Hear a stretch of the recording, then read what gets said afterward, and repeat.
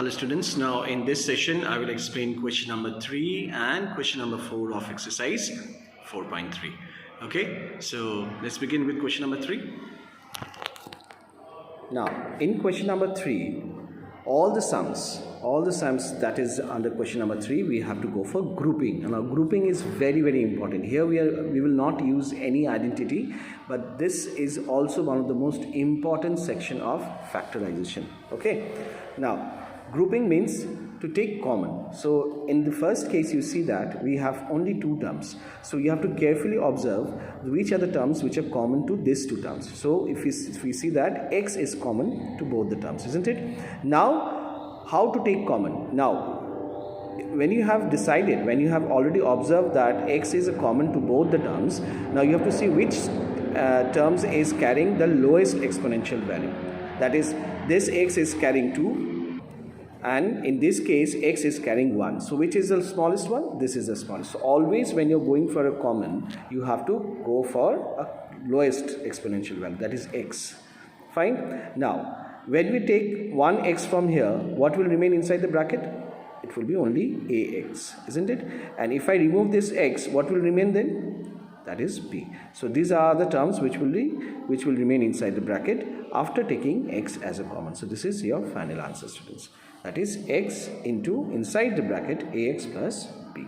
Okay, so now let's move on to sum number 3. In sum number 3 we have 3 terms. Okay, now we have to see which particular terms is common to all these 3 terms. Now you see 2. This is the first thing that we will take common as 2 because it is there in all the terms. Now another terms that we can see is x, isn't it? So you see the highest exponential value of x is 3 and the lowest is 1. So always when we are going for a common, then we have to go for a lowest exponential value, that is x.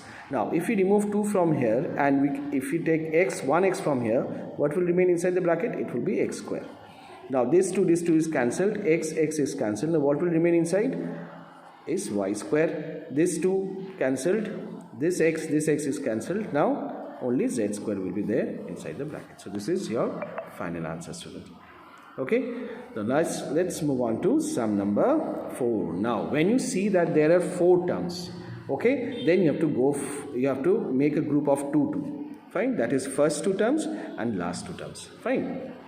Normally we do this only. Fine, but there is another way. There's some questions are there where you have to make some arrangements also. So might be in the later chapter, might be one sum is there in question number 3 where we have to rearrange all those things and then we have to go for a common. I will show you that also.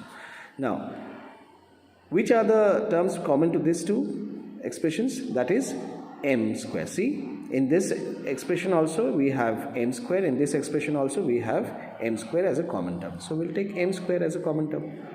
So if you remove this m square, what will remain inside the bracket? A. And if you remove m square from this one, only b will remain inside the bracket. Now I'm quite sure that everyone can say me that what is the common term in between these 2 expressions? Obviously yes, I know that it is n square. Very good. I know everyone is answering, but I cannot hear this. But I can hear from. It's quite obvious that you people are answering. Okay, so B and what will remain inside? It's A, isn't it? Now you have to. Now this step is very important. Why? You see this 2 brackets. Fine. Now do you think that A plus B and B plus C is same? Yes, it is same. Why? You see inside this bracket B is positive, inside this bracket also B is carrying positive sign. No sign means positive sign. A is carrying positive and in this case also A is positive. So these 2 brackets are absolutely similar to each other. So we'll write A plus B, okay, and then in another bracket we'll write this one, m square plus n square. M square plus n square. Okay, because this time what we have done is we have taken a plus b as a common. So if you remove a plus b from here, only m square will remain. Then we'll put the plus sign here. If you remove this a plus b from here, what will remain? N square. Okay, so this is your final answer. So let's move on to the next sum. So our next sum is question number 5. Okay, now we have again 4 terms. Now what we'll do is that we'll take common from this first two, and then we'll take common from the last two terms. Okay, so in these two expressions, what common term that you can see? It is L. Okay, it's very easy to notice, it is L. Now if I take L as a common, if I remove this L from here, what will remain? M, isn't it? Now there is only one L is there, so if I remove L from there, so what will remain? It will remain 1. Remember that. Okay, so in other way, I am dividing this Lm with L. So I am cancelling this L, M would be there. If I divide L with L, what will the answer? 1. So that is the reason I have written 1. Now, last two term we have M plus 1. So what common we can see? It is not noticeable. So when you see that you cannot take any common, so in that case you will take 1 as a common, because 1 is a common to every number. Fine. So it will look like this. Now again you see that these two brackets terms are matching or not. That is M plus 1, M plus 1, isn't it? So now it is okay. Now we'll take M plus 1 as a common. Now if you take M plus 1 as a common, what will stay? Suppose from here if you remove M plus 1, what will remain? L. Now from here if you remove L plus M, what will remain? 1, isn't it? So this is your final answer. Okay, so let's move on to sum number 7. Now in 7 again we have to take common from this two term, and finally we have to take common from the last two term also. Now carefully observe. Now in these two terms, what common term that we can get? It is y. Fine. The first thing is y. Now even the numbers also you have to see. That is 5 and 20 is divisible by which number? Obviously 5, because 5 is divisible by 5 also, and 20 is also divisible by 5. So in this case we will take 5 as a common also. So these are the two terms that we have taken common from the first two terms. Now if you divide 5y square with 5y, then what will remain inside the bracket? It is y, because if y 5 will be cancelled. There were 2y. Now 1y you have already taken outside. Now how many y will be there? Only 1y will remain inside the bracket. Now if you divide 20 by 5, what is the answer? 4. You have already taken 1y outside the bracket, so only 4 will remain inside the bracket. Fine. Now let's take common from this two. Again this two number is divisible by 2, and z is there in both the thing, isn't it? Z. So now if we divide 8 with 2, what will remain? 4. You have already taken z outside, so only 4 will remain inside. Now be careful this sign. With this sign, if you see this is a minus sign is there outside the bracket, then this sign will change, student. Okay, so this sign will change to minus sign now. Okay, it is when you see there is a minus sign. Fine. Now if you divide 2 with 2, 1, z with z, okay, what will remain inside? Y. Now do you really see that y minus 4 and 4 minus y is similar to each other?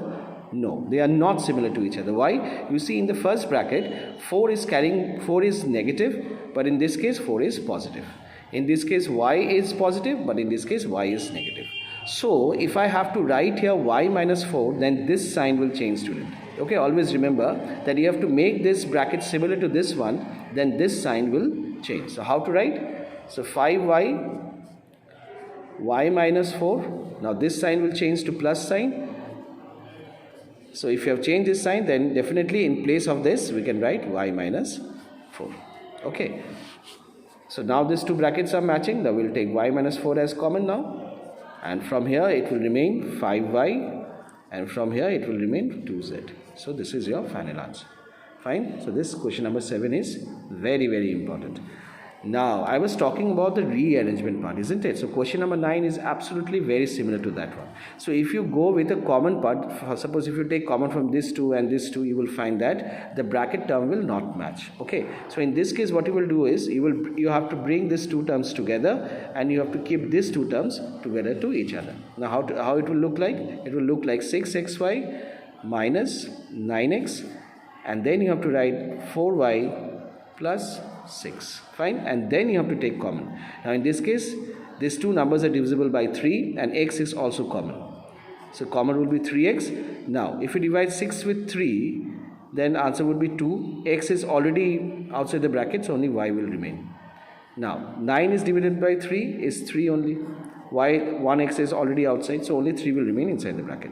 Now from here what common we will take? We will take 2 as a common, because 4 is also divisible by 2 and 6 is also divisible by 4. We cannot take y as a common because 6 is not having any y existence is there. Okay, y variable. So if you divide 4 with 2, what is the answer? 2y. Now again you see minus sign is here, so this sign will change. Minus 6 divided by 2 is what? 3.